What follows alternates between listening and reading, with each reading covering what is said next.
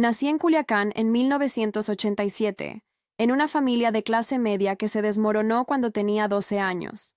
Mi padre trabajaba como contador en una empresa de exportación de productos agrícolas, que resultó ser una fachada para lavar dinero del cártel de Sinaloa. Cuando las autoridades descubrieron la operación, mi padre fue arrestado y condenado a 15 años de prisión, dejando a mi madre sola con 4 hijos y deudas que no podía pagar. Los primeros años después del arresto fueron un descenso gradual hacia la pobreza. Perdimos la casa, el carro, y terminamos viviendo en un departamento de 2 cuartos en una de las colonias más peligrosas de la ciudad. Mi madre trabajaba como empleada doméstica durante el día y vendía comida casera en las noches, pero nunca era suficiente.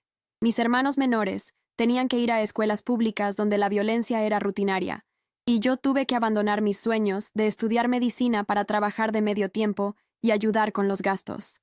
Pero lo que más me marcó no fue la pobreza, sino la humillación constante. Los vecinos que habían sido amigos de la familia nos trataban como apestados, los acreedores que llegaban a amenazarnos, y sobre todo, la sensación de que habíamos caído en un hoyo del que nunca podríamos salir. A los 16 años, ya tenía claro que las reglas normales de la sociedad no aplicaban para personas como nosotros, y que si queríamos sobrevivir con dignidad, tendríamos que encontrar nuestras propias reglas. Mi primer contacto, directo con el mundo del narcotráfico, vino a través de Alejandra Morales, una chica de mi escuela que siempre tenía dinero para ropa cara, celulares nuevos y fiestas en lugares exclusivos. Al principio pensé que su familia tenía un negocio próspero, pero con el tiempo me di cuenta de que su padre era un lugarteniente del cártel de Sinaloa que manejaba varias rutas de distribución en la región. Alejandra me invitó a algunas de sus fiestas, donde conocí a hombres jóvenes que manejaban camionetas blindadas, usaban joyas de oro y hablaban con la confianza de quien sabe que tiene poder real. No eran los narcos estereotípicos que veía en las películas. Eran educados, algunos habían estudiado en universidades privadas, y todos tenían una comprensión sofisticada de negocios, política y relaciones internacionales. Durante una de esas fiestas conocí a Roberto Casares, conocido como El Flaco, quien dirigía operaciones de seguridad para varios jefes importantes del cartel. Roberto tenía 28 años, había estudiado administración de empresas, y hablaba de su trabajo como si fuera el director de seguridad de una corporación multinacional.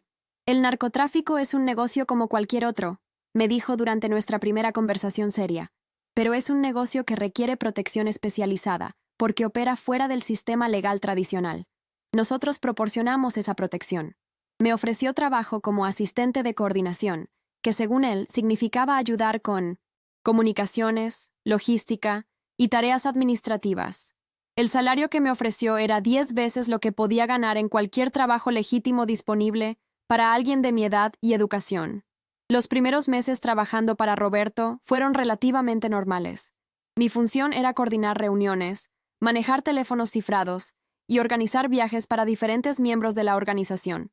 Trabajaba desde una oficina aparentemente legítima que servía como consultoría en comercio exterior, y la mayoría de mis actividades diarias parecían completamente rutinarias.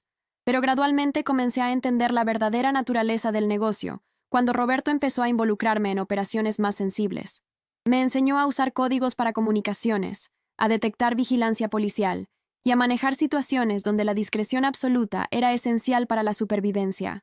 También comencé a conocer a las mujeres que trabajaban en roles más directamente operativos: sicarias, distribuidoras, lavadoras de dinero y coordinadoras de rutas internacionales. Estas mujeres desafiaban todos los estereotipos que había tenido sobre el crimen organizado. Eran inteligentes, profesionales, y muchas tenían educación universitaria, pero también eran absolutamente despiadadas cuando la situación lo requería. En este mundo, me explicó Claudia Moreno, una mujer de 35 años que coordinaba operaciones en 3 estados, la supervivencia depende de tu capacidad para inspirar más miedo que el que sientes. Los hombres pueden usar la fuerza bruta, pero las mujeres tenemos que ser más creativas. Fue Claudia quien me enseñó que en el narcotráfico, las mujeres que tenían éxito no eran las que trataban de imitar a los hombres, sino las que desarrollaban sus propios métodos de control y dominación. La transformación de coordinadora administrativa a operadora directa comenzó cuando Roberto me pidió que lo acompañara a una reunión de negocios que requería medidas de seguridad especiales. El encuentro se realizaba en un rancho aislado en las afueras de Culiacán, donde Roberto se reuniría con representantes de una organización rival para discutir territorio de distribución. Mi trabajo era aparentemente simple: permanecer en el carro, monitorear las comunicaciones por radio y alertar a Roberto si detectaba cualquier actividad sospechosa en los alrededores. Pero la reunión se convirtió en una emboscada cuando los supuestos negociadores intentaron secuestrar a Roberto para exigir rescate a sus jefes. En los minutos de confusión que siguieron, cuando los hombres de Roberto intercambiaron disparos con los atacantes, me encontré en posesión del arma que él me había dado solo para emergencias, enfrentando a un hombre que intentaba usar mi posición como rehén para escapar. Sin pensarlo conscientemente, le disparé 3 veces en el pecho. Fue la primera vez que maté a alguien, y la sensación fue completamente diferente a lo que había imaginado. No sentí horror ni culpa inmediata. Sentí una claridad fría y una sensación de poder que nunca había experimentado. Cuando Roberto me encontró de pie junto al cuerpo, con el arma todavía en la mano, su expresión cambió por completo. «Ya no eres una coordinadora», me dijo. «Ahora eres una soldado». El cambio de estatus dentro de la organización vino acompañado de un entrenamiento más intensivo y responsabilidades más peligrosas.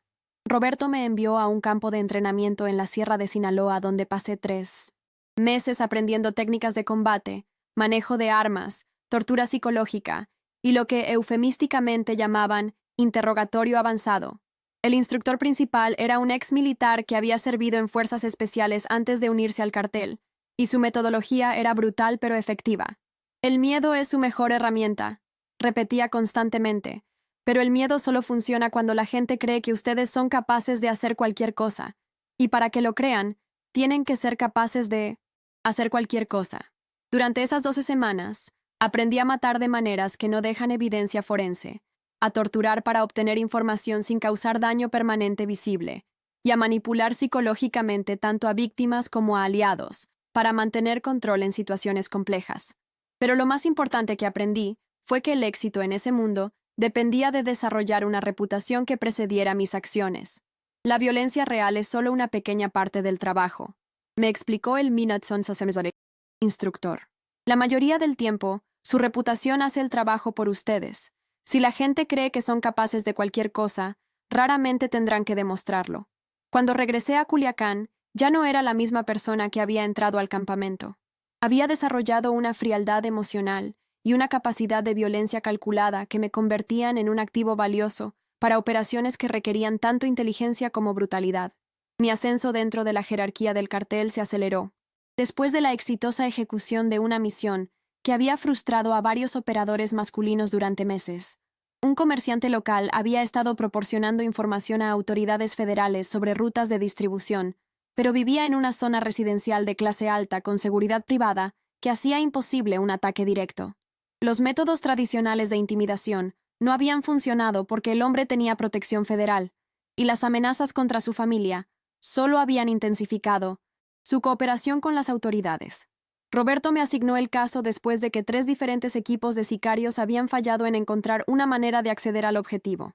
Mi enfoque fue completamente diferente. En lugar de intentar forzar acceso a su casa o lugar de trabajo, investigué su rutina personal hasta encontrar que visitaba regularmente a una masajista en un spa de lujo.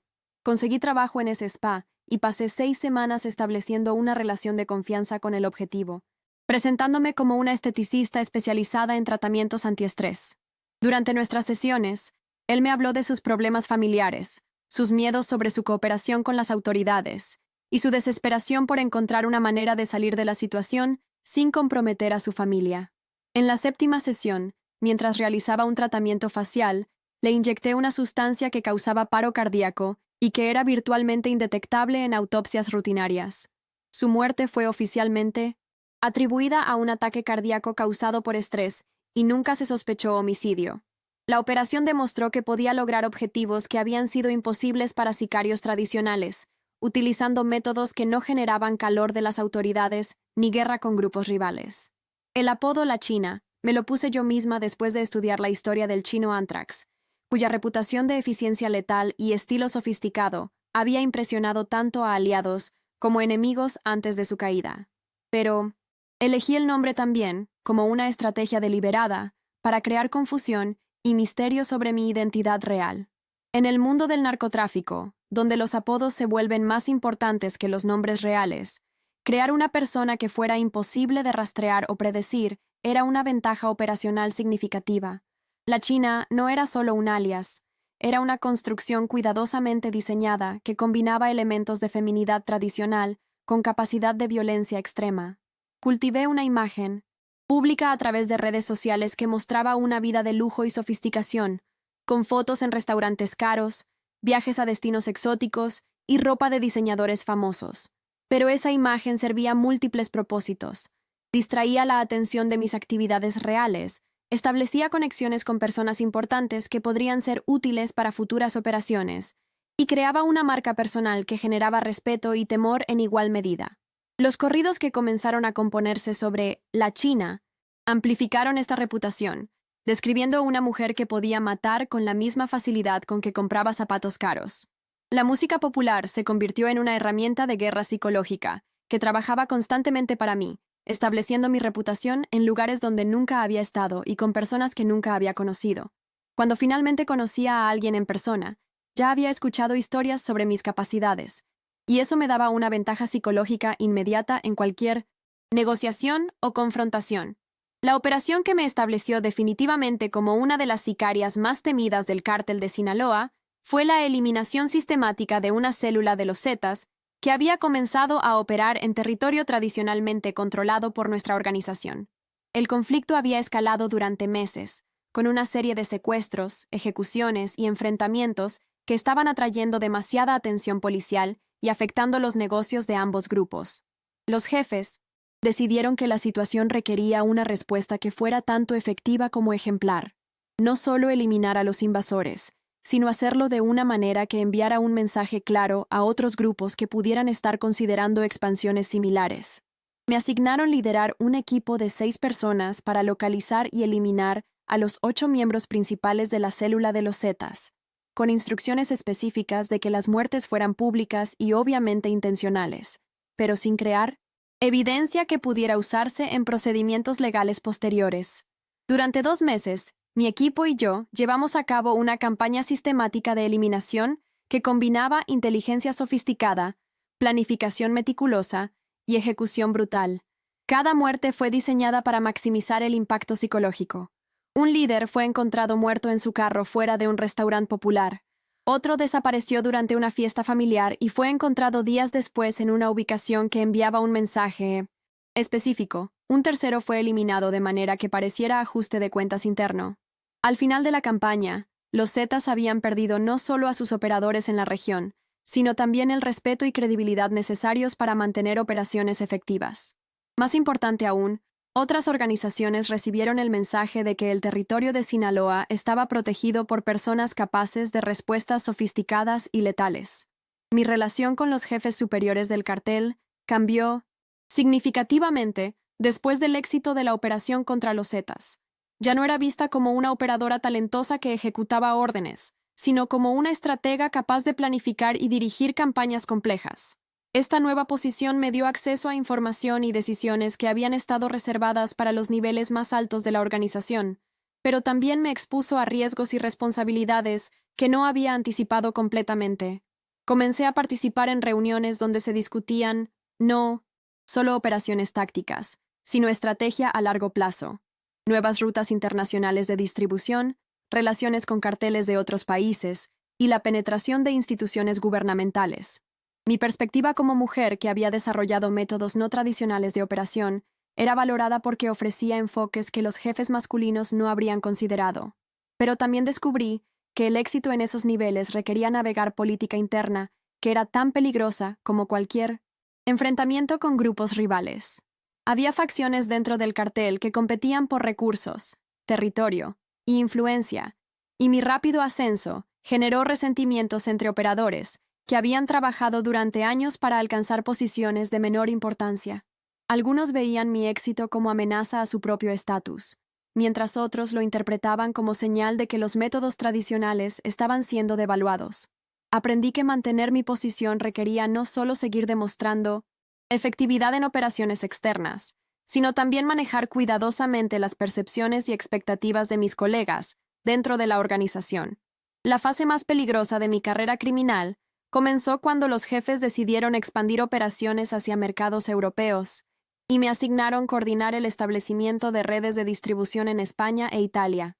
Esta responsabilidad requería viajar frecuentemente fuera de México, establecer relaciones con organizaciones criminales extranjeras y desarrollar sistemas logísticos que pudieran operar efectivamente a través de múltiples jurisdicciones legales. Durante 18 meses, viví esencialmente una doble vida. Oficialmente, era una empresaria mexicana que trabajaba en importación de productos artesanales y turismo cultural, pero en realidad estaba construyendo una de las redes de distribución de cocaína más sofisticadas que operaba entre América Latina y Europa. Establecí contactos con grupos criminales italianos que controlaban puertos clave. Desarrollé relaciones con distribuidores españoles que tenían acceso a mercados en toda la Unión Europea, y creé sistemas de comunicación y transferencia de dinero que permitían coordinar operaciones complejas sin dejar rastros electrónicos. El trabajo requería un nivel de sofisticación cultural y lingüística que la mayoría de los operadores del cartel no poseían. Necesitaba entender no solo aspectos técnicos del tráfico internacional de drogas, sino también dinámicas sociales, económicas y políticas de países donde las reglas del juego eran completamente diferentes a las de México. Pero también me expuso a niveles de escrutinio internacional que hacían mi trabajo infinitamente más peligroso.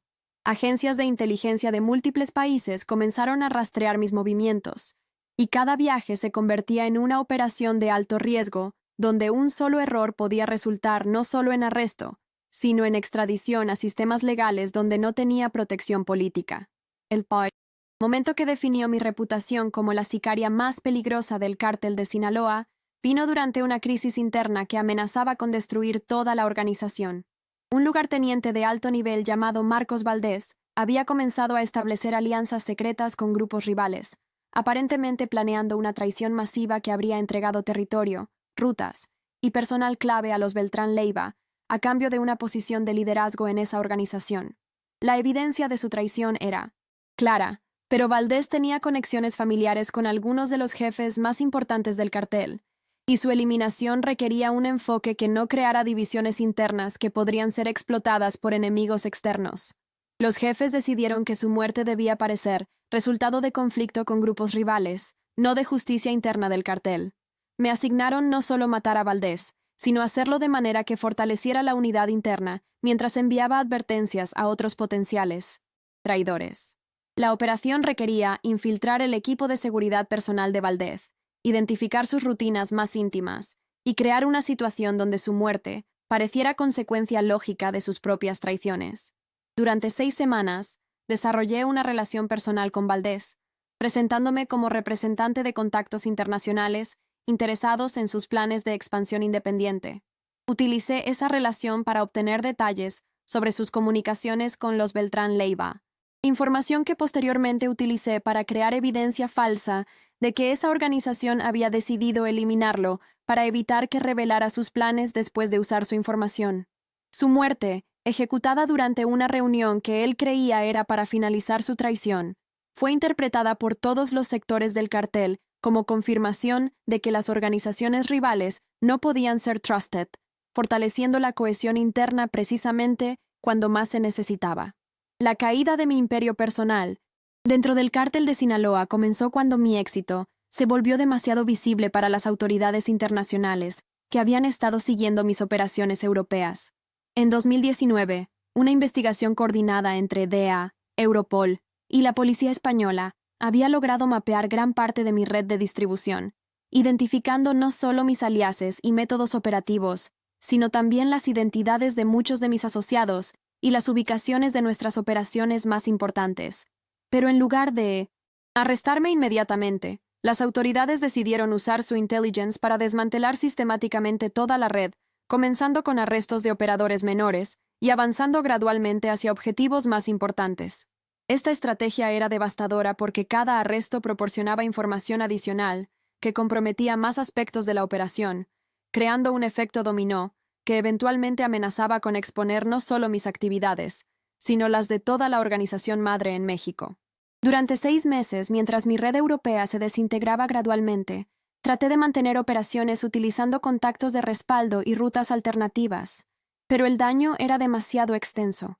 Los jefes del cartel comenzaron a ver mis operaciones como liability más que asset, y empezaron a discutir la posibilidad de que mi captura fuera inevitable.